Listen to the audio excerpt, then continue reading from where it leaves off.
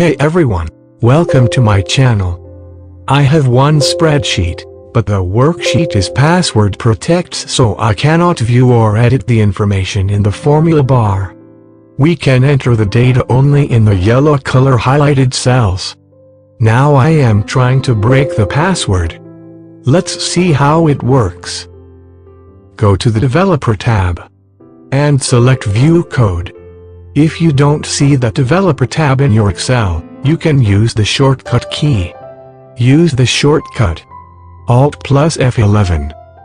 Now Microsoft Visual Basic for Application window will open. Double-click on the worksheet you want to remove the password from the project column on your left. Just copy and paste the password break code on this page.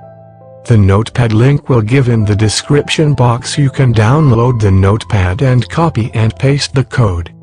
Then click on the Run button. Or press F5. And there you have it. Now we can see all the information in this worksheet.